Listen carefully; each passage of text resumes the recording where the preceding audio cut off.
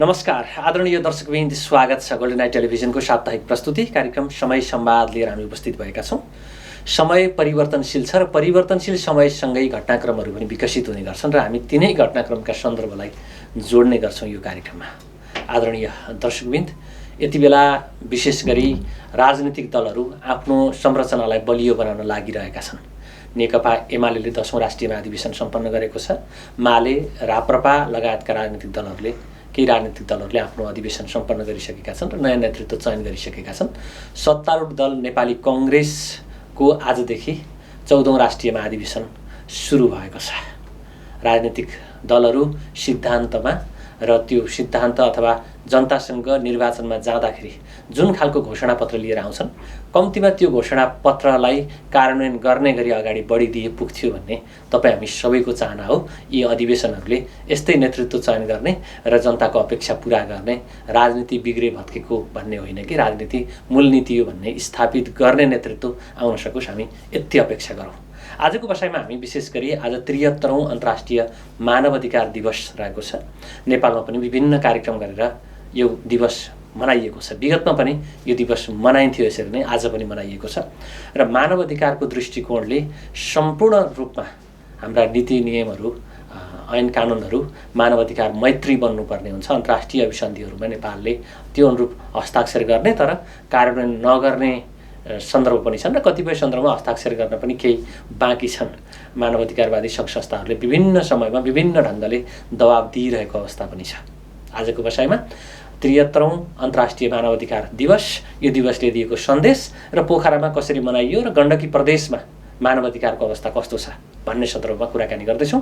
हामीसँग स्टुडियोमा हुनुहुन्छ इन्सेक गण्डकी प्रदेशका प्रमुख शिव खकुरेल। स्वागत छ यहाँलाई। हस्, धन्यवाद, नमस्कार। अब आज 73औं अन्तर्राष्ट्रिय मानव अधिकार दिवस होइन, यो दिवसको सन्दर्भ कुरा गर्ने हो भने जीवन मर्यादा, समानता र स्वतन्त्रताको अधिकार दिगो शान्ति र समृद्धिको आधार होइन। हजुर, दिगो शान्ति र समृद्धिको आधार भनेको समानताको कुरालाई यसले अलिकति जोड दिएको छ। के अरे नेपालमा पनि राष्ट्रपतिज्यू लगायतले होइन, प्रधानमन्त्रीले यसको शुभकामना दिनुभएको छ। हजुर, गण्डकी प्रदेशमा हामीले चाहिँ कसरी मनायौँ, यहीँबाट सुरु गरौँ। हस्, धन्यवाद। सर्वप्रथम त यो 73औं अन्तर्राष्ट्रिय मानव अधिकार दिवसका सन्दर्भमा हामी सबै मानव जातिले यो मानव अधिकारलाई एकदम इन्जोय गर्न चाहिँ पाऊँ, यो नै म चाहिँ शुभकामना व्यक्त गर्न चाहन्छु। र खास गरी सन् 1948 डिसेम्बर 10 का दिन संयुक्त राष्ट्रसङ्घको महासभाले मानव अधिकारको विश्वव्यापी घोषणापत्र जारी गरेको दिन होइन, जुन घोषणापत्रका 31वटा धाराहरू छन् र ती सबै धाराहरूले नागरिकका अधिकारहरूलाई सुनिश्चितता प्रदान गरेको छ। र यो 30वटा यो धारा मध्ये धारा 21सम्म नागरिक र राजनैतिक अधिकार, त्यसै गरी 22 देखि 29सम्म आर्थिक, सामाजिक, सांस्कृतिक अधिकार र धारा 30ले चाहिँ यी अधिकारहरूलाई काहीँ चाहिँ कुण्ठित हुन पुगे भने त्यसको चाहिँ कानुनी उपचार अथवा त्यसको चाहिँ व्याख्या होइन, अपव्याख्या गर्न नपाइने र यदि कसैले गर्यो भने चाहिँ त्यसको कानुनी उपचारको कुराहरूलाई चाहिँ सम्बोधन गरेको छ। त्यो अधिकार जुनसुकै भूगोलमा बसेको होस्, जुनसुकै देशमा बसेको होस्, धनीक देशमा होस्, गरिब देशमा होस् होइन, मात्र त्यो मानव मात्रको अधिकार हो। त्यो संसारको कुनै पनि देशमा जन्मेको कुनै पनि मानिस होस् होइन, संसारको चाहिँ कुनै पनि भूगोलमा बस्ने मानिस होस्, कुनै पनि चाहिँ भाषा बोल्ने मानिस होस् होइन, कुनै पनि जात, वर्ण, भाषा, भूगोल, लिङ्ग होइन, कुनै पनि आधारमा चाहिँ कुनै पनि मानिसलाई कसैले पनि कहीँबाट भेदभाव गर्नु हुँदैन भन्ने चाहिँ सन्देश त्यो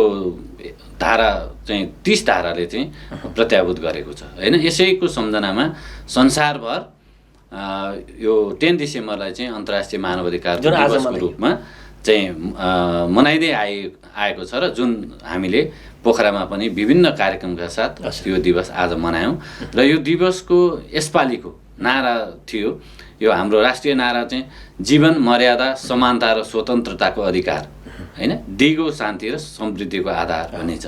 वास्तवमा मानिसको जीवन होइन, अनि र मर्यादा र अनि समानता र स्वतन्त्रताको अधिकार, यो अधिकार नभइकन होइन यो अधिकारमाथि चाहिँ नागरिकले इन्जोय होइन यो अधिकारको उपभोग गर्न नपाइकन मुलुकमा चाहिँ दिगो शान्ति पनि हुँदैन र समृद्धि पनि हुँदैन। त्यो भएको हुनाले खास गरी यो मानव अधिकारको असाध्यै चाहिँ महत्त्वपूर्ण विषय भनेको चाहिँ जीवन, मर्यादा, समानता र स्वतन्त्रता नै हो। यो नभइकन मुलुकमा संसारभर नै दिगो शान्ति पनि हुँदैन र समृद्धि पनि हुँदैन भनेको होइन द्वन्द्व भइरहेको होइन हतियार पड्किरहेको भन्ने मात्रै होइन होइन त्यो बाधामुक्त भयो भन्ने होइन होइन हाम्रा जीवनयापन सहज ढङ्गले सञ्चालन लयमा एकदम मर्यादित जीवन जिउनु मर्यादित जीवन जिउनको लागि उसको त पहिलो त बाँच्न पाउने अधिकार नै सुनिश्चितता हुनु पर्यो होइन। अनि त्यस पछाडि बाँचेर मात्रै भएन ऊ चाहिँ स्वतन्त्रता अधिकार पनि उसले उपभोग गर्न पाउनु पर्यो होइन। त्यसै गरी चाहिँ समानताको कुरा छ होइन, मर्यादित जीवन जिउन पाउनु पर्यो। त्यसका लागि आवश्यक पर्ने सबै तत्त्वहरू होइन सबै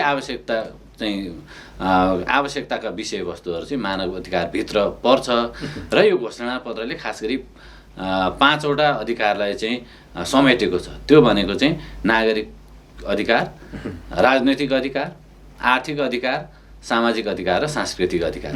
यो 5वटै अधिकार कुनै पनि नागरिकले निर्वाध रूपमा चाहिँ उपभोग गर्न पाउनुपर्छ। त्यो नै मानव अधिकार हो। अब इन्सेकले वर्ष पुस्तकको रूपमा होइन सार्वजनिक गर्छन्, राष्ट्रिय रूपमा मानव अधिकारको अवस्था कस्तो छ भनेर प्रदेशगत रूपमा पनि यहाँहरूले सार्वजनिक गर्नु भएको छ, आवधिक रूपमा पनि यहाँहरूले चाहिँ त्यसको समीक्षा गर्नु भएको छ। समग्रमा हामी गण्डकी प्रदेशको कुरा गरौँ होइन, कस्तो छ अहिलेको अवस्था? अब हामी चाहिँ लैङ्गिक हिंसा विरुद्धको 16 दिने अभियानको पनि आज समापन भयो होइन। त्यसपछि हिजो मात्रै मानव अधिकार रक्षक दिवस पनि मनाएको स्थिति छ होइन। अब आज त त्यसको ओभरअल होइन सबै मानव अधिकार दिवस सबै अधिकारको कुराहरू विषयमा आज हामीले चाहिँ चर्चा गऱ्यौँ होइन। कस्तो पृष्ठभूमिमा हामी यो अधिकार दिवस मनायौँ? हो एकदम सही प्रश्न यहाँले राख्नु भएको छ। वास्तवमा इन्सेकले लामो समयदेखि चाहिँ मानव अधिकारको अवस्थाको अनुगमन गर्ने र त्यो अनुगमनका आधारमा त्यसलाई अभिलेखीकरण गर्ने र त्यसलाई सम्प्रेषण गर्ने काम चाहिँ गरिरहेको छ। र समग्र यो पछाडिको अवस्थालाई चाहिँ हामीले हेर्ने हो भने, विश्लेषण गर्ने हो भने गण्डकी प्रदेशको मानव अधिकारको अवस्थालाई कुरा गर्दाखेरि विशेष त अहिले यो महिला अधिकार उल्लङ्घन ज्यादतीका घटनाहरू बढेर गइराखेको स्थिति छ। त्यसै गरी यो बाल अधिकार उल्लङ्घनका घटनाहरू छन्। त्यसै गरी यो ज्येष्ठ नागरिकहरूले पनि आफ्नो अधिकारहरू चाहिँ उपभोग गर्न नपाइराखेको स्थिति देखिन्छ। अपाङ्गता भएका व्यक्तिहरूको अधिकार पनि उनीहरूले पूर्ण रूपमा चाहिँ उपभोग गर्न नपाएको अवस्था छ। त्यसै गरी यो LGBTIQ भनेर हामी अब तेस्रो लिङ्गी होइन उनीहरूको अधिकार पनि उनीहरूले इन्जोय गर्न नपाइराखेको गुनासाहरू यदाकदा आइराखेको स्थिति छ। त्यसै गरी अहिले असाध्यै संवेदनशील विषय भनेको यो कारागार होइन। कारागारमा रहेका कैदी बन्दीहरूले पनि त्यहाँभित्र उनीहरूको आफ्नो अधिकार इन्जोय गर्न पाएको छैन। अहिले आम नागरिकलाई चाहिँ कस्तो हुन्छ भने यो कैदी बन्दी भनेपछि कारागारमा अथवा जेलमा बसेका मान्छेहरूको चाहिँ खासै त्यति मान्छे ध्यान दिनु सुधारगृहको रूपमा विकास गर्नुपर्ने त्यहाँ बसेका मान्छेहरूको चाहिँ अधिकारको कुरा त्यति धेरै मान्छेले गर्दैनन् होइन। तर कारागारकै कुरा गर्यो भने 400 क्षमता हो, 800 भन्दा बढीको मान्छेहरू अहिले पनि छन्। र समग्र गण्डकी प्रदेशकै कारागारको कुरा गर्दाखेरि कारागारहरू पहिलो त एकदम जीर्ण अवस्थामा छन्। कुनै पनि बेला भत्किएर कैदी बन्दीको ज्यान जान सक्ने अथवा चाहिँ त्यहाँ दुर्घटना हुन सक्ने स्थितिहरू देखेका छौँ हामीले। त्यहाँ खानेपानीको कुरा होइन, ती कैदी बन्दीहरूको चाहिँ स्वास्थ्य उपचारका कुराहरू, अनि त्यहाँको उपयुक्त खानपानका कुराहरू, अनि त्यसै गरी यो जिल्ला प्रहरी कार्यालय अथवा चाहिँ यो हिरासत कक्ष पनि हामी चाहिँ मोनिटरिङ गर्छौँ। हिरासत कक्षलाई हेर्दाखेरि पनि त्यो हिरासत कक्ष यति धेरै चाहिँ कोलाहल छ नि, यति धेरै भिड छ त्यहाँ कि त्यो क्षमताभन्दा असाध्यै धेरै। त्यहाँ कोही मान्छे त्यहाँ बसेको मान्छे न त्यहाँ आरामसँग बस्न सक्छ, त्यो हिरासतमा न आरामसँग सुत्न सक्छ होइन। यो खालको स्थिति छ समग्र गण्डकी प्रदेशको कुरा गर्दाखेरि। यसमा मैले जोड्न खोजेको कुरा के भने कारागारमा बसेका कैदी बन्दीहरूले पनि उनीहरूले पनि आफ्नो अधिकार मानव अधिकार प्राप्त गर्न पाउनुपर्छ। अब त्यो अधिकार उपभोग गर्नबाट धेरै कुराहरूमा उनीहरू वञ्चित छन्। र अर्को कुरा चाहिँ यो सङ्क्रमणकालीन न्यायको कुरा छ होइन। यो सङ्क्रमणकालीन न्याय 15 वर्ष व्यतीत भइसक्यो, 6 महिनाभित्र त्यसको निरूपण गर्ने भनेको भनिएको थियो। दृष्टि शान्ति सम्झौतामा त्यही ढङ्गले चाहिँ सम्झौता भएको भएको थियो त्यतिखेर। अब यो कन्फ्लिक्टिङ पार्टी भन्छौँ हामी, त्यति बेलाको सरकार र विद्रोही चाहिँ नेकपा माओवादीको तर्फबाट होइन, सत्ता पक्ष पटक पटक सत्तामा पुगिसकेको स्थिति छ। र यहाँसम्म आइपुग्दाखेरि पनि अहिले पनि सङ्क्रमणकालीन न्याय चाहिँ ती द्वन्द्व पीडितहरूले चाहिँ प्राप्त नगरिरहेको अवस्था। र त्यो कारणले गर्दाखेरि यो जो द्वन्द्व पीडितहरू हुनुहुन्छ उहाँहरूमा चाहिँ एउटा आक्रोशको स्थिति सिर्जना भएको छ। एकतिर आक्रोश छ, अर्कोतिर निराशा छ होइन। हामीले किन चाहिँ यो सङ्क्रमणकालीन न्याय चाहिँ प्राप्त गर्न सकेनौँ, हामीले किन सत्य जान्न पाएनौँ, किन हाम्रा चाहिँ बेपत्ता परिवारका चाहिँ सदस्यहरू अहिले पनि कहाँ छन् त्यसको जानकारी हामीले किन पाउन सकेको छैन, र यो अन्तरिम राहत क्षतिपूर्तिको कुरा हामीले किन प्राप्त गर्न सकिरहेका छैनौँ भन्ने कुरामा अहिले पनि द्वन्द्व पीडितहरू जानकार छैन। र यसलाई पनि यो मानवाधिकारसँग चाहिँ यो जोडेर हेर्छौँ हामीले होइन। उनीहरूको चाहिँ सङ्क्रमणकालीन न्याय प्राप्त गर्ने जो द्वन्द्व पीडितहरूको अधिकार छ त्यो अधिकार उपभोग गर्नबाट उनीहरू वञ्चित भएको कारणले गर्दाखेरि अहिले पनि उनीहरूमा एक खालको निराशा, र त्यो निराशाले चाहिँ उनीहरूमा एउटा आक्रोश पैदा गरेको छ। फेरि पनि हामी द्वन्द्वमै जानुपर्ने हो कि फेरि पनि हामी चाहिँ भन्दोक उठाउनु पर्ने हो कि, यस्ता कुराहरू बारम्बार उहाँहरूकोबाट चाहिँ आइराखेको स्थिति छ। भनिसके पछाडि यो सङ्क्रमणकालीन न्याय अन्तर्गत पाउनुपर्ने जुन उनीहरूको अधिकार हो त्यो पनि सुनिश्चितता हुन नसकिरहेको परिस्थिति छ।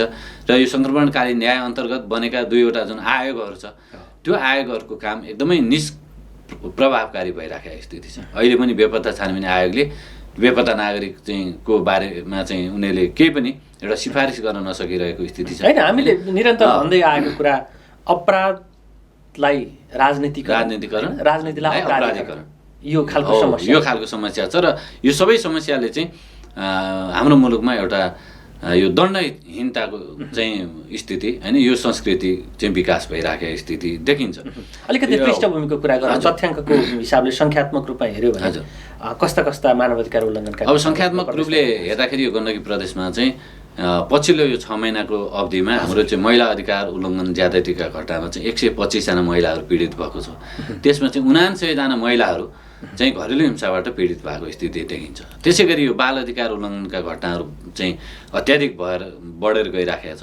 यो 6 महिनाको अवधिमा 54 जना बालबालिकाहरू चाहिँ विभिन्न घटनामा पीडित छ, र 54 जनाभित्र पनि 36 जना बालिकाहरू चाहिँ खास गरी बालिकाहरू यो बलात्कारको घटनामा चाहिँ शिकार भएको अथवा बलात्कारको घटनाबाट चाहिँ उनीहरू पीडित भएको स्थिति देखिन्छ। र यसले र त्यो बलात्कारको घटनामा संलग्न को छ त भन्दाखेरि आफ्नै घर परिवारको सदस्य, हजुरबुवा छ, आफ्नो बुवा छन्, आफ्नो दाजु छ, आफ्नो मामा छ होइन, आफ्नो काका छ, यस्तो स्थिति छ। यसले चाहिँ एउटा हाम्रो नेपाली समाजको संस्कार रूपमा हेऱ्यो भने असाध्यै होइन, चिन्ताजनक होइन, यो खालको स्थिति देखिन्छ यो बालबालिकाको कुरा गर्दा। अनि अब यो ज्येष्ठ नागरिकको कुरा गर्दाखेरि ज्येष्ठ नागरिक ऐन 2065ले दिएका जुन अधिकारहरू छ ती अधिकारमा ज्येष्ठ नागरिकहरू इन्जोय गर्न नपाइराखेको स्थिति छ। सामान्य एउटा कुरा गरौँ न, त्यो ऐनले चाहिँ कुनै पनि ज्येष्ठ नागरिकलाई चाहिँ सार्वजनिक यातायातमा यात्रा गर्दाखेरि त्यो परिचय पत्र देखाउँदा 50% चाहिँ भाडा छुट दिनुपर्ने कुरा छ होइन। हामीले 1-2 जना ज्येष्ठ नागरिकहरू लिएर गाडीमा सार्वजनिक यातायातमा यात्रा पनि गऱ्यौँ र त्यो परीक्षण पनि गऱ्यौँ। गर्दाखेरि त्यहाँको चाहिँ जो कन्डक्टर हुनुहुन्छ पैसा उठाउने उहाँ चाहिँ आक्रोशित भन्नुभयो भनेको उहाँहरू पनि अवेर हुनुहुन्न होइन, र त्यसलाई नियमन गर्न राज्यले पनि सकिरहेको स्थिति देखिँदैन। हामीले कहाँबाट चाहिँ 50% छुट दिने, कतिलाई दिने होइन, हामीले यो छुट गरे बापत के प्राप्त गर्ने भन्ने खालको चाहिँ आक्रोश चाहिँ अब त्यो गाडीमा पैसा उठाउने मान्छेबाट पाइन्छ। भनिसकेपछि अब यो चाहिँ मैले एउटा सामान्य कुरा, अहिले पनि ज्येष्ठ नागरिकहरू आफ्नै परिवारबाट चाहिँ अपमानित हुनु परेको होइन, त्यो अपमानित सहन नसकेर मानव सेवा आश्रमहरूमा होइन त्यस्तो ठाउँमा गएर चाहिँ बस्नु परेको स्थिति चाहिँ देखिन्छ। र अब त्यो मानव सेवा आश्रमलाई पनि भने जसरी होइन अलि राम्रो उन्नत किसिमले चाहिँ व्यवस्थापन गर्न सरकारले पनि नसकिरहेको स्थिति देखिन्छ। र यस्ता खालका समस्याहरू पनि देखिन्छ होइन। त्यस्तै यो अपाङ्गताको क्षेत्रको कुरा गर्दाखेरि अपाङ्गता भएको व्यक्तिहरूको चाहिँ अन्तर्राष्ट्रिय महासन्धिमा नेपाल पक्ष राष्ट्र भएको छ, तर त्यो महासन्धिले भनेका कुराहरूलाई व्यवहारमा चाहिँ कानुन बनाएर कार्यान्वयन नभइराखेको स्थिति छ। अहिले अब सामान्य कुरा गर्दाखेरि हाम्रा यी सडकहरू अपाङ्ग मैत्री छैनन्, व्हिल चेयर लिएर हिँड्ने मान्छेलाई कहाँ कति बेला ठोकिन्छ त्यो ठेगान छैन होइन। अनि त्यस्तै हाम्रा चाहिँ सरकारी सार्वजनिक चाहिँ भौतिक संरचनाहरू अहिले पनि अपाङ्ग मैत्री छैन। एकजना कार्यालय प्रमुखलाई भेट्नको निम्ति चाहिँ अब व्हिल चेयर प्रयोग गर्ने अपाङ्गता भएका व्यक्तिहरू जानु पर्यो भने माथि चाहिँ त्यो कार्यालयको चाहिँ अब कार्यालय प्रमुखको कार्यकक्षसम्म पुग्न चाहिँ असाध्यै चाहिँ समस्याहरू चाहिँ भइराखेको स्थिति देखिन्छ। अनि त्यस्तै गरी यो ब्रेल लिपिबाट अध्ययन गर्नुपर्ने बालबालिकाहरूको लागि त्यो ब्रेल लिपिको व्यवस्था नभएको कारणले उनीहरू शिक्षाको अधिकारबाट वञ्चित भइराखेको स्थितिहरू छ होइन। यस्ता यावत समस्याहरू छन् अगाडि क्षेत्रमा बताउनु थियो नि होइन महिला हिंसाका घटनाहरू त्यो आफन्तबाट अझ बढी चाहिँ हजुर एकदम पीडित भएको स्थिति देखिन्छ। हजुर यो बाहिर आएका कुराहरूलाई नि तपाईँहरूले तथ्याङ्कको रूपमा एकदमै हामीले चाहिँ यो कानुनी दायरामा कुराहरू त कति छन् एकदमै धेरै छन् होइन। अनि यस्ता हाम्रो कार्यक्रमहरूमा यी कुराहरू पनि उठ्ने गर्छ अनि यस्ता समस्याहरूका कुराहरू पनि आउने गर्छ र अब कतिपय घटनाहरू चाहिँ गाउँमै अलि टाठाबाठाले चाहिँ अलि पैसाको लेनदेन गरेर चाहिँ मिलाउने होइन यो खालको परिपाटी पनि छ। त्यसले गर्दाखेरि के हुन्छ भने यो जो पीडक छ पीडकले चाहिँ उन्मुक्ति पाउने र झन् उसलाई चाहिँ एउटा हौसला हुने त्यस्ता कामहरूमा लाग्नको लागि हौसला हुने।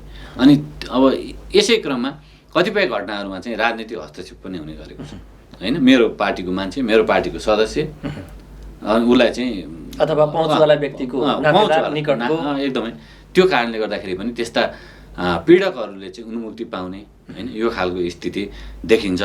र अर्को कुरा अहिले कोभिड-19 जुन 2 वर्षदेखि यो संसारभर फैलिरहेको जुन कोभिड-19 छ र त्यो कोभिड-19ले पनि कतिपय नागरिकहरूका अधिकारहरू चाहिँ उपभोग गर्न चाहिँ नपाइराखेको स्थिति होइन।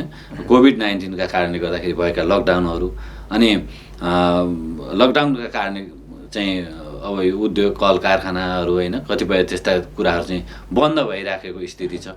होटल व्यवसायहरू बन्द भएको छ जसका कारणले गर्दाखेरि उनीहरूको चाहिँ एउटा रोजगारबाट चाहिँ वञ्चित हुनु परिराखेको स्थिति छ। अब आफन्तबाट बलात्कार हुनुपर्ने होइन महिला हिंसाका घटनाहरू लैङ्गिक हिंसाका घटनाहरू छन्।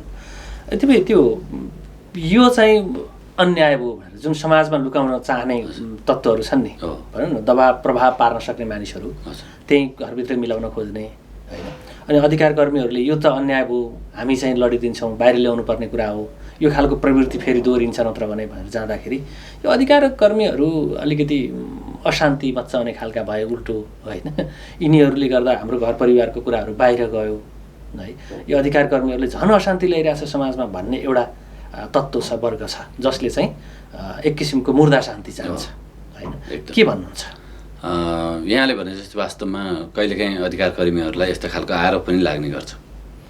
यो आरोप चाहिँ कसले लगाउँछ भन्दाखेरि जो पीडक र पीडक पक्षहरूले चाहिँ यो आरोप लगाउँछन् तर जसले चाहिँ न्याय चाहन्छ नि होइन जसले चाहिँ मानवाधिकार उपभोग गर्न चाहन्छ होइन जसले न्याय चाहन्छ जसले शान्ति चाहन्छ जसले समृद्धि चाहन्छ त्यस्ता व्यक्तिहरूले चाहिँ मानवाधिकार कर्मीहरूलाई चाहिँ यस्ता विषयमा सहयोग पनि गर्छन् होइन। यस्ता कुराहरूलाई चाहिँ उजागर गर्नुपर्छ होइन बाहिर ल्याउनुपर्छ र समाजमा चाहिँ हुने यस्ता खालका जुन घटनाहरू छ खास गरी महिला बालबालिकाहरूको माथि हुने यस्ता हिंसाका घटनाहरू छ यस्ता घटनाहरूलाई चाहिँ उजागर गर्नुपर्छ र उनीहरूलाई पनि होइन एउटा मानवाधिकारको विश्वव्यापी घोषणापत्र लगायत विभिन्न अन्तर्राष्ट्रिय कानुन जति अन्तर्राष्ट्रिय कानुन नेपाल पक्ष राष्ट्र भइसकेपछिका जुन बनेका चाहिँ कानुनहरू छ ती कानुनहरू चाहिँ सबैलाई समान ढङ्गले चाहिँ लागू हुनुपर्छ र ती अधिकारहरू चाहिँ पूर्ण रूपमा उपभोग गर्न पाउनुपर्छ भन्ने हिसाबले धेरै मान्छेहरूले चाहिँ यो कुरा हाम्रा अभियानहरूलाई चाहिँ सहयोग गरिराखेको स्थिति छ। तर मैले अघि निवेदन गरे जस्तै जो चाहिँ एउटा पीडक पक्षहरू छ मुलुकमा चाहिँ एउटा शान्ति चाहिँ चाहँदैन होइन एउटा समृद्धि मुलुकको चाहिँ इच्छा राख्दैन होइन त्यस्ता खालका मान्छेहरूबाट चाहिँ यो मानवाधिकार कर्मीहरूलाई पनि कहिलेकाहीँ आरोप लाग्छ किन चाहिँ यो घटनाहरू बाहिर ल्याएको किन यो तिमीहरूलाई के चासो छ यो विषयमा यो हाम्रो आन्तरिक कुरा हो भन्ने खालको यस्ता चाहिँ धम्की होइन हामीमाथि आउने गर्छ किन अरूमा हस्तक्षेप गर्ने भन्ने खालका टिप्पणी गर्छन्। त्यो विषय त यति गम्भीर विषय हो नि यी विषय भनेको होइन। यस्ता विषयहरू समाजमा अहिले पनि यस्ता चाहिँ हिंसाका घटनाहरू चाहिँ रहिराखे भने हामीले चाहे जस्तो शान्ति होइन हामीले चाहे जस्तो दिगो शान्ति हामीले चाहे जस्तो एउटा समृद्ध नेपाल चाहिँ स्थापित हुन सक्दैन। हामी त्यो लक्ष्यसम्म हामी पुग्न सक्दैनौँ। त्यो भएको कारणले गर्दाखेरि होला हाम्रा चाहिँ यी अभियानहरू अहिले हामीले चालेका यी चाहिँ पाइलाहरू होइन, हाम्रा यी उद्देश्य लक्ष्यहरू अहिले नै तुरुन्तै पुरा नहुन सक्लान्। तर हामी विगतलाई फर्केर एकचोटि हेर्ने हो भने अन्तर्राष्ट्रिय रूपमा मानव अधिकार दिवस मनाउन थालेको पनि हामी 73 आज मनायौँ। आज भइसक्यो, हजुर 73 वर्ष पार गरेर अगाडि बढिसक्यो। नेपालले पनि लामै समय भयो दिवस मनाउन थालेको। यस्ता खालका अभियानहरू चल्न थालेको पनि लामो समय भइसक्यो। यससँग सम्बन्धित विभिन्न गैर सरकारी संस्थाहरू छन् होइन, सरकारी संस्थाहरू छन्, अभियानहरू चलेका छन्। नेपाल प्रहरी एउटा स्थायी संरचना छ, यस्ता खालका कुराहरू विरुद्ध लाग्ने, त्यसको पनि सामुदायिक अवधारणा अन्तर्गत अगाडि बढेको होइन, स्वयंसेवीहरू त्यो ढङ्गले परिचालित भएको। यो स्थितिमा पनि हाम्रो समाज कता छ भन्ने हो नि त होइन। हिंसा हुन्छ परिवारमा भन्नुको अर्थ होइन, एकदम त्यो पनि अझ भनौँ न सम्भ्रान्त वर्गमा पनि यस्ता खालका देखिने भनेको त्यो शिक्षाको चेतनाको कमी भएको कारण होइन नि। तर हामीले यो शिक्षा र चेतनाको कुरा गर्दाखेरि यो लेख्न पढ्न जान्नु मात्रै शिक्षा होइन है। हाम्रो बुझाइ त्यतातिरको शिक्षा भनेको चाहिँ यहाँले भने जस्तै जुन एउटा प्रवृत्ति छ नि, एटिच्युड, त्यसमा चेन्ज आउनु पर्यो कि होइन। कोही चाहिँ लेखपढ गर्न नजानेकै मान्छे पनि कति उनीहरू होइन अब यो यस्ता विषयमा संवेदनशील छन् नि त। तर अब कति पिएचडी गरेका मान्छेहरू, डक्टर भएका मान्छेहरू होइन, इन्जिनियर भएका मान्छेहरू हो, यस्तो परिवारमा पनि यो खालको हिंसा हुने गर्छ होइन। त्यो त अब अशिक्षा भन्न मिलेन नि होइन। हामी यो दिवस मनाइरहँदाखेरि 1 वर्षसम्म के भए होइन, अब फर्दर हामी के गर्छौँ भन्ने कुराको एक खालको रणनीति बनाउने, अगाडि बढ्ने हो होइन। अब मुलुक सङ्घीयतामा छ, हामीसँग नजिकको सरकार, प्रदेश सरकार पनि छ, स्थानीय सरकार पनि छ होइन। यी सरकारहरूले बनाएका ऐन कानुनहरू कति मानवाधिकार मैत्री छन्? अब जस्तो स्थानीय सरकारले त यो मानवाधिकार मैत्री, अब विशेष त स्थानीय सरकार, प्रदेश सरकार, सङ्घीय सरकार सबैले बनाउने जुन कानुनहरू छ कुनै न कुनै रूपमा ती मानवाधिकारसँग सम्बन्धित छन्। तर प्रत्यक्ष रूपमा जुन मानवाधिकारका विषयलाई सम्बोधन गर्ने भनेको त महिला अधिकार सम्बन्धी ऐन भए, बालबालिका सम्बन्धी ऐन भए, ज्येष्ठ नागरिक सम्बन्धी ऐन, अपाङ्गता भएका व्यक्तिहरू सम्बन्धी चाहिँ ऐनहरू होइन। यस्ता ऐनहरू अहिले पनि चाहिँ तपाईँको यो हाम्रो स्थानीय सरकारले चाहिँ बनाउन सकेको छ, न चाहिँ प्रदेश सरकारले होइन। यहाँ चाहिँ अहिले लगभग 51वटा ऐनहरू चाहिँ बनिसके हाम्रो गण्डकी प्रदेश सरकारकै कुरा गर्दाखेरि। तर अहिले पनि महिला अधिकारलाई सम्बोधन गर्ने ऐन बन्न सकेको छैन होइन, बालबालिका सम्बन्धी ऐन बन्न सकेको छैन। विडम्बनाको कुरा नि, यहाँ वर पिपलको चाहिँ ऐन बनेको छ होइन, सुर्तीजन्य वस्तुको व्यवस्थापन सम्बन्धी ऐन होइन, त्यस्तै यो दुग्ध पदार्थ चाहिँ सम्बन्धी ऐन, अब यस्ता ऐनहरू बनेका छन् भनेको प्राथमिकतामा पर्न सकेका छैन। अब प्रत्यक्ष मानव अधिकारसँग सरोकार राख्ने, महिला अधिकारसँग सरोकार राख्ने होइन, बाल अधिकारसँग सरोकार राख्ने, ज्येष्ठ नागरिकका अधिकारका कुराहरू भए, यस्ता ऐनहरू चाहिँ अहिले पनि बन्न सकिरहेको स्थिति देखिँदैन। र यो समग्र यो सबै चाहिँ सिनारियोले के देखाउँछ भने अझै पनि हाम्रो राज्य सत्ता होइन, अझै पनि हाम्रो सरकार, अझै पनि हाम्रो राजनैतिक दलहरू मानवाधिकारप्रति संवेदनशील त्यति देखिँदैनन् भन्ने कुरा, यी कुराले चाहिँ पुष्टि गर्छ। र हामीले बारम्बार चाहिँ भन्ने गरेको कुरा के हो भने अहिले पनि अब हाम्रो आँकडाले होइन, हाम्रो अध्ययनले, हाम्रो अनुगमनले देखाइरहेको विषय महिला अधिकारको चाहिँ असाध्यै धेरै उल्लङ्घन भइराखेको छ होइन। अनि त्यसै बाल अधिकार उल्लङ्घन भइराखेको छ। र यी अधिकारहरूलाई सम्बोधन गर्नको लागि ऐन कानुनहरू बनाउनुपर्छ भनेर हामीले आवाज उठाउँछौँ। तर यी ऐन अहिलेसम्म बन्न सकिरहेको स्थिति छैन। त्यसले गर्दाखेरि पनि अब यी अधिकारका कुराहरूलाई चाहिँ कानुन बनाएर कार्यान्वयन गर्ने सवालमा चाहिँ केही समस्याहरू होइन, केही ढिलाइहरू भइराखेको। हाम्रो संविधान उत्कृष्ट संविधान भनिन्छ, त्यो संविधान अनुरूपका कानुनहरू बनाउनु पर्ने छ हैन। तर त्यो बन्न नसके पनि एउटा मूल कानुनको रूपमा हामी संविधानलाई मान्ने गर्छौँ हैन। त्यसले चाहिँ धेरै अधिकारहरू दिएको छ। अधिकार दिने सन्दर्भमा हेर्ने मौलिक हक नै धेरै अत्याधिक भएको मुलुक भनेर भन्नुपर्ने स्थितिमा छ। उत्कृष्ट संविधान बनायौँ, जनताका प्रतिनिधिले बनाएको संविधान भन्ने छ। राजनीतिक दलहरूमा महिलाको सहभागिता न्यूनतम 33 अधिकतम 70% पुर्याए पनि पुर्याउ भने हो नि त हैन। त्यो सहभागिताका कुराहरू छन्। राज्यका अङ्ग निकायहरूमा संवैधानिक नियुक्तिहरूमा त्यो कतिको परिपूर्ण हुन सकेको छ? अब संविधानको कुरा गर्ने हो भने संसारभरकै उत्कृष्ट संविधानको रूपमा हाम्रो यो संविधानलाई लिइन्छ हैन। यसको चाहिँ अब भाग 3 को धारा 16 देखि 48 सम्म मौलिक हकको व्यवस्था गरेको छ र यो मौलिक हकलाई फर्केर हेर्दाखेरि अब यो संसारकै उत्कृष्ट र संसारकै यो मानव अधिकारलाई सम्पूर्ण रूपले चाहिँ प्रत्याभूत चाहिँ गरेको चाहिँ संविधानको रूपमा यसलाई लिइन्छ हैन। अब हामी चर्चा परिचर्चा गर्दाखेरि पनि यो कुराहरू चाहिँ उठान हुने गर्छ। तर त्यसलाई कार्यान्वयन गर्ने सवाललाई चाहिँ हेर्दाखेरि अब त्यो संविधानमा मात्रै उल्लेख गरेर भएन। त्यसलाई कार्यान्वयन गर्नको लागि त कानुन बनाउनु पर्यो हैन। र त्यो कानुन बनाउने कुरामा अहिले पनि सरकार चुकेको छ हैन। लगभग अब 15-16 वटाको त एउटा कानुनहरू त बनेको छ। तर अब एउटा एक्जाम्पल हैन, यो खाद्य सम्पूर्ण भत्ताको चाहिँ अधिकारको कुरालाई सुनिश्चितता गरेको छ। अहिले पनि मान्छेहरू भोकै छन् हैन। अनि त्यस्तै अब रोजगारीको अधिकारलाई हाम्रो मौलिक हकले चाहिँ ग्यारेन्टी गरेको छ। तर पनि अहिले हामी हेर्दाखेरि हैन हजारौँ मान्छे चाहिँ अहिले पनि यहाँ रोजगारी नपाएर विदेशमा चाहिँ जानु परेको, खाडी मुलुकमा चाहिँ त्यो 45-50 डिग्रीको तापक्रममा चाहिँ बसेर काम गर्नु परिरहेको स्थिति छ। तर हाम्रो यहाँको जग्गा जमिन बाँझो छ। न हाम्रो चाहिँ सरकारले रोजगारीको अवस्था सिर्जना गर्नको लागि कुनै पनि उद्योग धन्दाहरू चाहिँ खोल्ने चाहिँ जुन एउटा त्यो खालको योजना देखिन्छ, कहीँ पनि देखिन्न नि त हैन। अनि मानवाधिकार कर्मी संस्था, नागरिक संस्थालाई एउटा के ब्लेम छ भन्दाखेरि एउटा पार्टिकुलर घटनालाई लिएर उनीहरू जसरी आक्रोशित हुन्छन्, सडकमा आउँछन्, दबाब दिन्छन्, त्यसरी अन्य अधिकारको सन्दर्भमा मानवाधिकारका अरू बहुआयामिक र महत्त्वपूर्ण सवालहरूमा उनीहरू त्यसरी दबाब दिँदैनन् भन्छन्। र त्यसमा चाहिँ के भन्छन् भने अझ झोले भए हैन, विभिन्न दल केन्द्रित मानवाधिकारवादी सङ्घ संस्थाहरू भए, कर्मी भए भन्ने छ। हुन त यो सञ्चारकर्मीहरू हामीलाई पनि आरोप छ। यद्यपि सबै क्षेत्रमा यस्ता खालका आरोप खेप्नुपर्ने अवस्था किन आयो? साँच्चै हामी चाहिँ किन त्यो निष्पक्ष हुन नसक्या हो कि? म्याक्सको म्याक्सिमम अफर।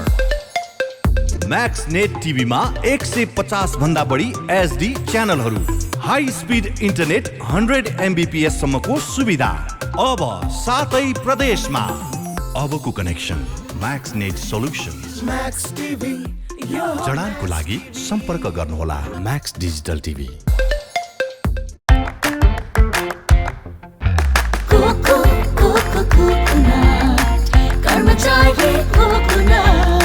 स्वादिलो छ, मिठो छ, सबैभन्दा टेस्टी छ।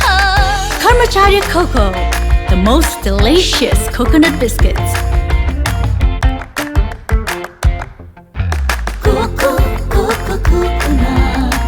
कर्मचारी कोकोनट, स्वादिलो छ, मिठो छ, सबैभन्दा टेस्टी छ। Karmachari coco, the most delicious coconut biscuits. पोखराकै सबैभन्दा सस्तो राम्रो गुणस्तरीय सामानहरूका लागि सम्झनुहोस् बिग सेल सिद्धार्थ चोकमा बम्पर सेल चलिरहेको छ। कटन प्यान्ट, जिन्स प्यान्ट, कटराइज प्यान्ट, बक्सर प्यान्ट बम्पर सेलमा 950, छानी क्याजुअल प्यान्टहरू, leather shoes, sports shoes bumper सेलमा मात्र 1200, क्याजुअल सर्टहरू, कटन सर्ट, चेक सर्टहरू छानी मात्र 500 मा। नेपालकै सबैभन्दा सस्तो मूल्यमा होलसेल मूल्य ब्रान्डेड तथा नन ब्रान्डेड सामानहरूका लागि हामीलाई सम्झनुहोस् Ramp brand, Retro brand, Black brand, 80 degree brand, साथै नाइक, एडिडास, पुमा र रिबुक ब्रान्डको जुत्ता तथा लुगाहरू र स्पोर्ट वेयरका लागि हामीलाई सम्झनुहोस्। साथै ब्रान्डेड सामानहरूमा 25% डिस्काउन्ट। सबै ब्रान्डेड सामानहरू पाइनुका साथै होलसेल तथा खुद्रा बिक्री गरिन्छ। सम्पर्क बिक्सेल सिद्धार्थ चोक, मोबाइल नम्बर 9814418804, 9826602262। सिद्धार्थ चोकमा, सिद्धार्थ चोकदेखि बिन्दवासनी जाने मेन रोडमै सेकेन्ड होम। लेखनाथको मुटु अर्गौं चोक अनि अर्गौं चोकमा अवस्थित विशाल एग्रो स्टोर्स। तपाईँ हाम्रो दैनिक जीवनमा अति आवश्यक पर्ने ताजा तरकारी, फलफूल, खाद्यान्न लगायत सम्पूर्ण सामानहरू चाहिएमा हामीलाई सम्झनुहोला। हाम्रा सेवाहरू दूध, दही, खाद्यान्न तथा ताजा लोकल तरकारी, फलफूल, सुपथ तथा होलसेल मूल्यमा पाइनुका साथै होम डेलिभरीको पनि व्यवस्था रहेको छ। साथै सम्पूर्ण पार्टी प्यालेसको सहजतालाई मध्यनजर गर्दै सम्पूर्ण सामानहरू सुपथ मूल्यमा डेलिभरी गरिने जानकारी पनि गराउँदछौँ। विशाल एग्रो स्टोर्स, पोखरा 27, लेखनाथ चोक, प्रोपाइटर विष्णु लामिछाने। सम्पर्क 98560 33822, 98560 81768 र 98058 66215। के तपाईँ नयाँ घर बनाउँदै हुनुहुन्छ? यदि हुनुहुन्छ भने ढुक्क भएर एडी ट्रेडर्सलाई सम्झिनुहोस्। हामी तपाईँलाई गुणस्तरीय सामान उपलब्ध गराउनेछौँ। हाम्रा सेवाहरू टोयलेट तथा बाथरुमका लागि आवश्यक सामानहरू जस्तै कमोड, धारा, बेसिन, पाइपहरू, घर बनाउँदा आवश्यक पर्ने सम्पूर्ण हार्डवेयरका सामानहरू पाइनुका साथै प्लम्बर पनि उपलब्ध गराइन्छ। सम्पर्क AD traders, Pokhara 10 Ram Bazar, Kalika Chowk. Phone number 061 432 551, 98161 83 577, 98460 35 282। Proprietor Hari Dulal.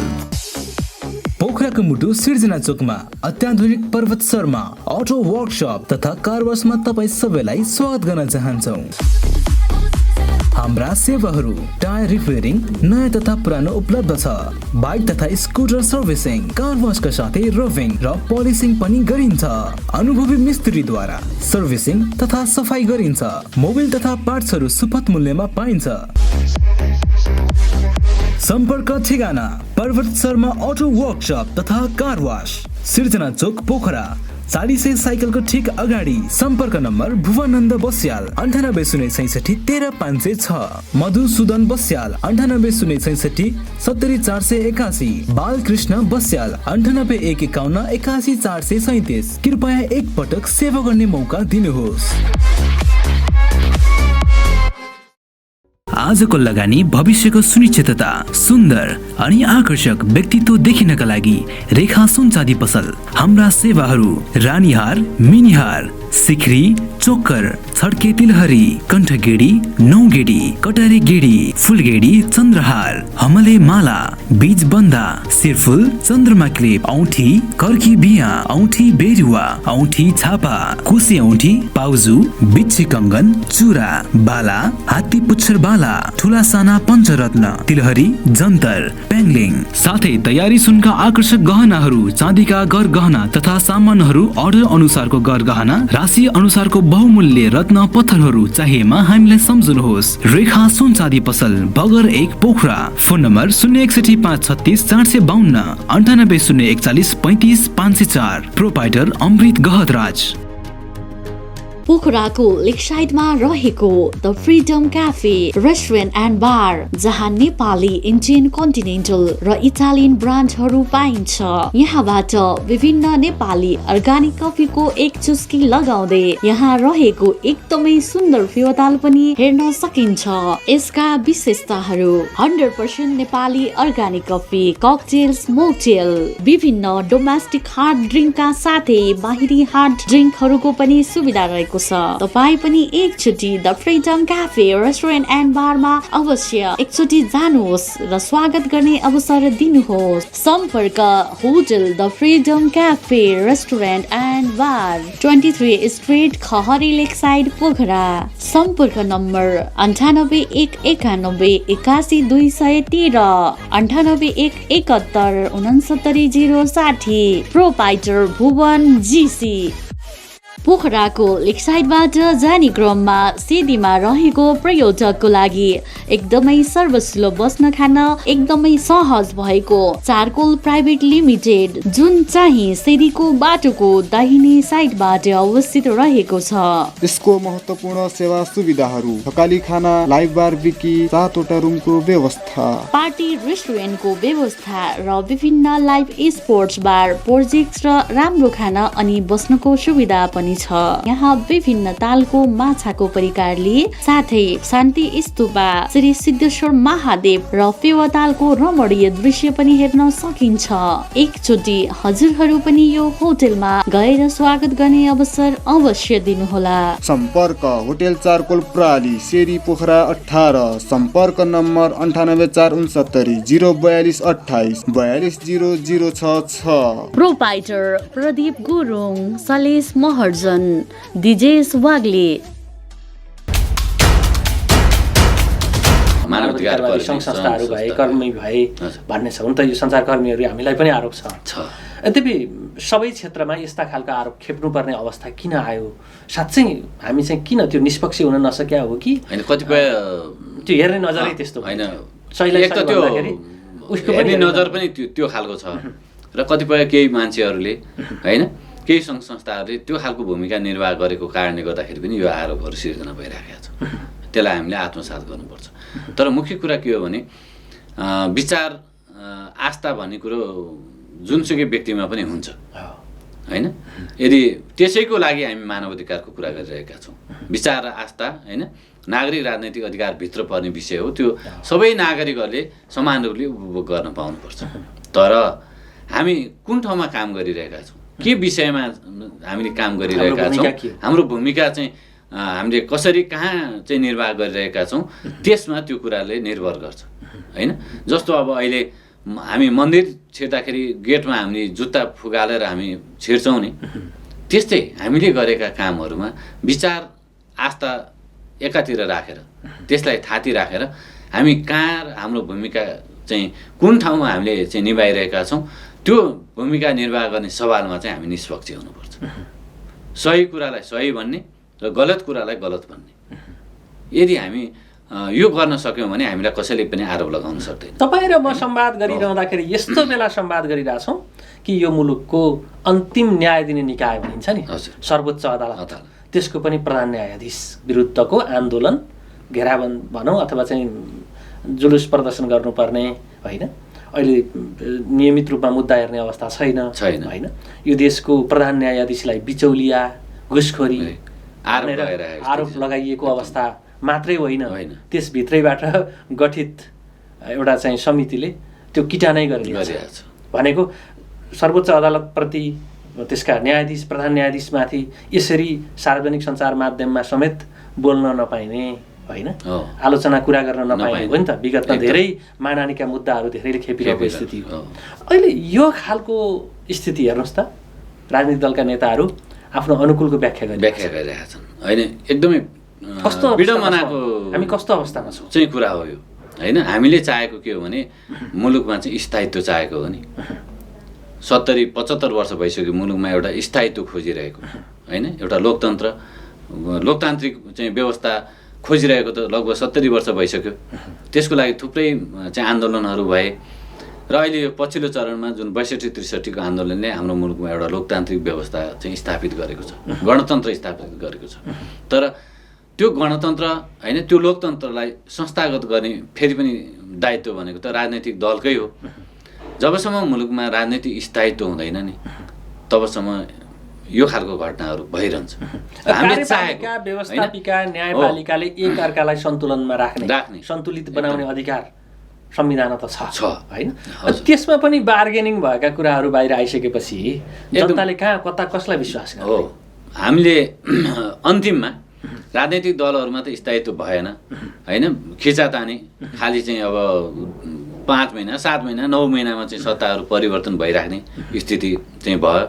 र अहिले यो पछिल्लो चाहिँ निर्वाचित सरकारको 2 वर्षसम्म चाहिँ यो अविश्वासको प्रस्ताव ल्याउन नसक्ने भन्ने संवैधानिक व्यवस्थाले किटानी गरेको थियो र त्यसका कारणले गर्दाखेरि यो सरकार 2 वर्षसम्म टिक्यो होइन।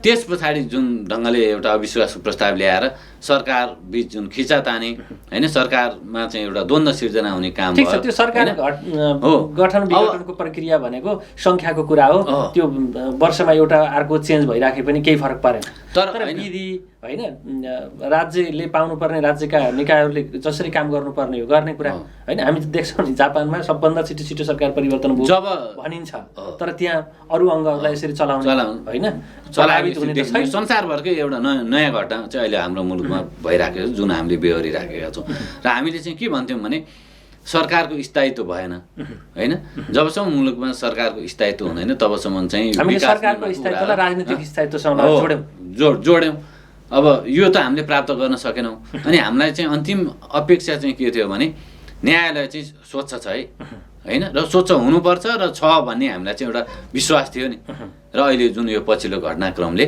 त्यो विश्वास पनि हाम्रो चाहिँ तुच्चारापातमा चाहिँ परिणत भयो यो असाध्यै दुर्भाग्यको आर्जन हुने गरी अब यसमा चाहिँ अगाडि बढ्ने होइन एकदमै न्यायालयले त्यो ढङ्गको भूमिका खेल्ने र त्यो पात्रहरू आउने फेर्ने नफेर्ने के हो त्यो छिटो हुने यो खालको गन्जगोल गाई जात्रा भन्छ नि अब यसमा चाहिँ के भयो भनेदेखि सबै राजनीतिक न्यायालयबाट चाहिँ आफ्नो स्वार्थ अनुकूल फैसला गराउने सबै राजनैतिक दलको अवस्था देखियो यो पछिल्लो जुन यो घटनाक्रम हेर्दाखेरि होइन त्यो नै दुर्भाग्यको कुरा हो कि नियुक्तिमा हस्तक्षेप हुन्छ नियुक्तिमा एउटा समय लगिन्छ होइन अनि आफ्ना मान्छेहरूलाई चाहिँ ठुल्ठुलो पोस्टरमा चाहिँ लाने यही कारणले हो नि त यो अहिले खालको यो चाहिँ यो यस्ता कुराले मानवाधिकारको प्रत्याभूति गर्न सकिन्न अब एउटा सबभन्दा महत्त्वपूर्ण र अन्तिम व्याख्या गर्ने निकाय भनेको त सर्वोच्च अदालत हो अहिले सर्वोच्च अदालतभित्रै यो खालको गन्जागोलको स्थिति चाहिँ होइन सिर्जना भएको छ भनेपछि अब हामीले न्यायको अपेक्षा कहाँबाट गर्ने ठिक छ त्यो सफा भएन भने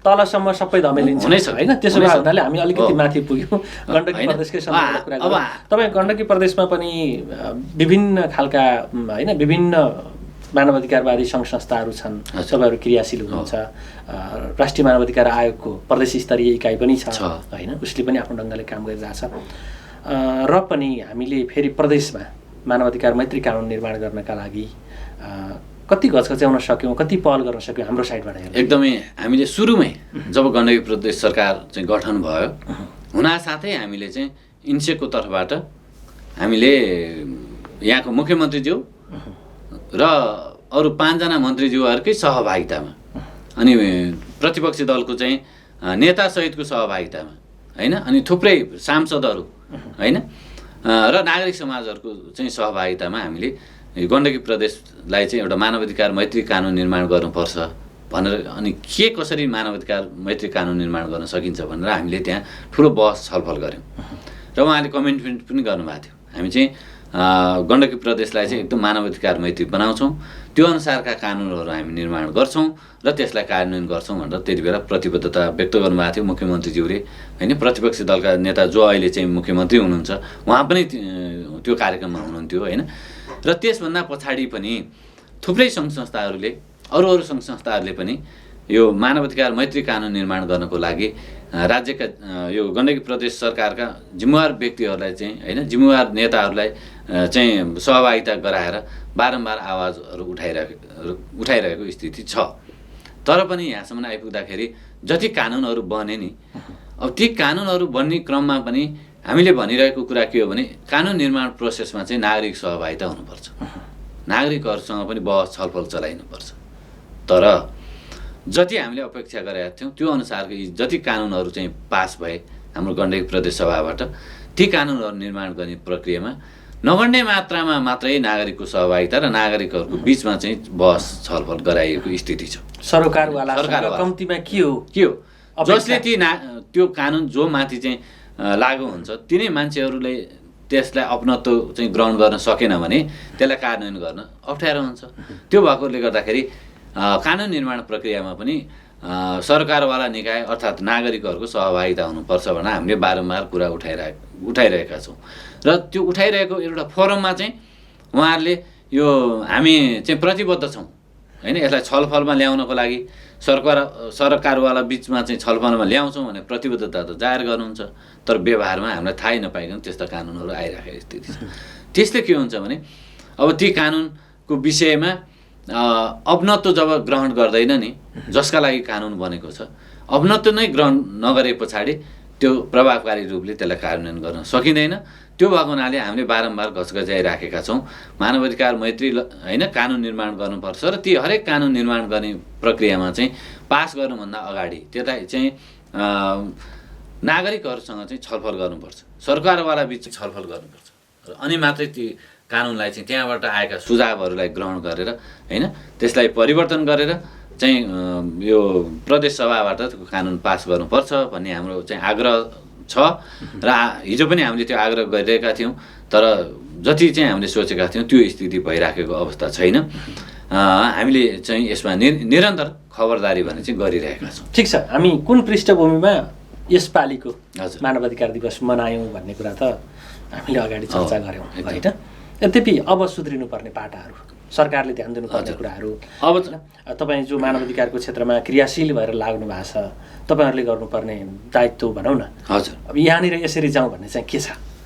अब विशेष गरी अब नेपाल सरकारले चाहिँ जुन एउटा अन्तर्राष्ट्रिय प्रतिबद्धता व्यक्त गरेको छ नि, म चाहिँ यो अन्तर्राष्ट्रिय महासन्धि, अन्तर्राष्ट्रिय कानुनलाई मेरो देशमा पनि म लागू गर्छु भनेर गरेका प्रतिबद्धताहरू छन्। त्यो प्रतिबद्धता अनुकूल होइन चाहिँ कानुनहरू निर्माण गर्नु पर्यो र त्यसलाई कार्यान्वयन गर्नुपर्छ, एउटा कुरा होइन। अर्को कुरा, जति पनि यो कानुनहरू निर्माण भएका छन् ती कानुनहरू कार्यान्वयन गर्नका लागि कानुनमा चाहिँ यो व्यवस्था छ भनेर आम नागरिकलाई चाहिँ एउटा सचेतना दिनु पर्यो नि। नत्र भने यो कानुन छ छैन होइन, त्यो कानुन पालना नगरे के हुन्छ भन्ने कुराबाट नागरिकहरू अनभिज्ञ भयो भने यस्ता खालका घटनाहरू दोहोरिने गर्छ। त्यो भएको हुनाले बनेका कानुनहरू र अन्तर्राष्ट्रिय जुन प्रतिबद्धता व्यक्त गरेको छ, अन्तर्राष्ट्रिय सन्धि महासन्धिहरूमा नेपाल पक्ष राष्ट्र भएको छ, त्यस्ता महासन्धिहरूको बारेमा, त्यस्ता कानुनहरूका बारेमा सचेतना वृद्धि गर्ने कुराहरू। मुख्य कुरा त के हो भने यी बनेका जति पनि कानुनहरू छन् नि, यी कानुनहरूलाई प्रभावकारी रूपले चाहिँ कार्यान्वयन गर्नु पर्यो। आज भएका विभिन्न फोरममा पनि यी सवालहरू उठेका छन् होइन। त्यो भनेको चाहिँ संविधान पनि संसारको उत्कृष्ट छ, त्यसले नागरिकका मौलिक अधिकारलाई असाध्यै राम्रोसँग सम्बोधन गरेको छ र त्यो अनुसारको चाहिँ कानुन बन्न नसक्दाखेरि र बनेका कानुन पनि प्रभावकारी रूपले कार्यान्वयन हुन नसक्दा मानवाधिकार उल्लङ्घन ज्यादतीका घटनाहरू बढिरहेका छन्। त्यो भएको हुनाले सरकारले यी कानुनहरू प्रभावकारी रूपले कार्यान्वयन गर्नुपर्छ भन्ने विषयमा आज पनि विभिन्न फोरमहरूमा यो कुराहरू उठिरहेको छ र एकदमै समस्याको जड नै त्यही छ। बनेका कानुन प्रभावकारी रूपले कार्यान्वयन भएनन् होइन। त्यसले गर्दाखेरि अब हाम्रो आग्रह चाहिँ के हो भने यी कानुनहरूलाई कार्यान्वयन गरौँ होइन, अनि मानवाधिकारमा चाहिँ अवस्थामा सुधार हुन सक्छ भन्ने कुरा हो। र अर्को कुरा भनेको चाहिँ अब जुन अब अहिले हाम्रो चाहिँ समाज अर्थात् विश्व नै यो चाहिँ अहिले विशेष गरी विकास र चाहिँ मानवाधिकारको उसमा चाहिँ प्रवेश गरिराखेको छ होइन।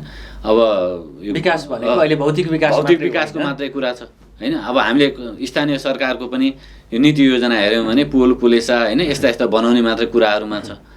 अनि विकास भनेको चाहिँ दुईवटा कुरा, एउटा समान ढङ्गले गएन भने त्यो विकास सामाजिक विकास पनि सँगसँगै छ। एउटा चाहिँ भौतिक विकासको कुरा र अर्को चाहिँ मानवीय विकासको कुरा। जबसम्म हाम्रो चाहिँ नेतृत्वमा अथवा हाम्रो सरकारलाई मानवीय विकास पनि विकास हो र यो विकासलाई पनि हामीले समान ढङ्गले यसलाई सम्बोधन गर्नुपर्छ, हाम्रा नीति योजना होइन यसमा चाहिँ समावेश गर्नुपर्छ भन्ने कुराको चाहिँ ख्याल हुन्न नि, तबसम्म मानवाधिकारको विषय त्यहाँ स्थान ठिक छ। समयको अन्त्यमा यति भनौँ, हाम्रो भौगोलिक रूपमा, प्राकृतिक रूपमा सुन्दर मुलुक होइन, असाध्यै सुन्दर मुलुक, सांस्कृतिक रूपमा त्यस्तै धनी होइन, विभिन्न भाषा भाषी संस्कृतिहरू मिलेर बनेको बसेको यो मुलुक त्यो ढङ्गको शान्ति स्थायित्व कायम भएको, मानवाधिकार बाली भएको, नागरिक सबै सम्पन्न भएका भनेको सबै हिसाबले मानवीय रूपमा पनि भौतिक रूपमा सबै हिसाबले होइन अधिकार प्राप्ति गरेका देश नै बन्न सकोस्। त्यति मात्रै होइन, अझ यो मुलुकको भूगोलको हिसाबले पनि झन्डै केन्द्र भागमा रहेको गण्डकी प्रदेश अझ त्यो ढङ्गले विकास भएको हेर्न पाइयोस्। यहाँहरू मानवाधिकार कर्मीहरूले पनि त्यतातर्फ घचघचाएको देख्न पाइयोस्, भोग्न पाइयोस्। यहाँलाई महत्त्वपूर्ण समय, संवाद, विश्लेषण, जानकारीको लागि धेरै धेरै धन्यवाद। हस्, धेरै धेरै धन्यवाद जुन यो अवसर प्रदान गर्नुभएको छ। विशेषतः आज यो 73औं अन्तर्राष्ट्रिय मानवाधिकार दिवसको सन्दर्भमा अब यो हामीले चाहिँ छलफल गऱ्यौँ र बिहानदेखि चाहिँ जे जति हामीले चाहिँ कार्यक्रम गऱ्यौँ र कार्यक्रममा सहभागिता भयौँ। यो सबै सहभागिता र यो कार्यक्रमले फेरि पनि राज्यलाई जिम्मेवार बनाउने हो। एउटा राज्यलाई जिम्मेवार बनाउने र अर्को चाहिँ आम नागरिकमा मानवाधिकारप्रति चेतना वृद्धि गर्ने दुवै चाहिँ काम यस्ता खालका दिवस, यस्ता बहस, यस्ता छलफलले गर्छ। र त्यो भएको हुनाले अब यो कार्यक्रमहरूमा प्रतिबद्धता मात्रै होइन, यसलाई व्यवहारमा कार्यान्वयन गर्नको लागि आजको यो दिवसको सन्दर्भमा म हार्दिक शुभकामना र आग्रह पनि म गर्न चाहन्छु। विशेषतः नेपाल सरकार होइन, गण्डकी प्रदेश सरकार र नागरिकका पनि कर्तव्य छन् होइन। अहिलेको संविधानले नागरिकको कर्तव्यलाई पनि जोडेको छ र हामी नागरिकले पनि आफ्नो ठाउँबाट हाम्रो भूमिका के हो र त्यो भूमिका अनुसार कर्तव्य निर्वाह गर्न सक्यौँ भने पक्कै पनि मानवाधिकारको अवस्थामा सुधार आउने विश्वास व्यक्त गर्न चाहिँ चाहन्छु र यो अवसरको लागि म हार्दिक धन्यवाद पनि ज्ञापन गर्न चाहन्छु। हस्, धन्यवाद, नमस्कार। आदरणीय दर्शकवृन्द, आजको बसाइमा हामीले कुराकानी गऱ्यौँ इन्सेक गण्डकीका प्रमुख शिव खकुरेलसँगको कुराकानी तपाईँले हेरिसक्नु भएको छ। यतिन्जेलसम्म हामीलाई हेरिदिनु भयो, तपाईँ सम्पूर्ण दर्शकप्रति विशेष आभार प्रकट गर्छु र हाम्रो सम्पूर्ण युनिटका साथ मलाई पनि आज्ञा दिनुहोस्। नमस्कार।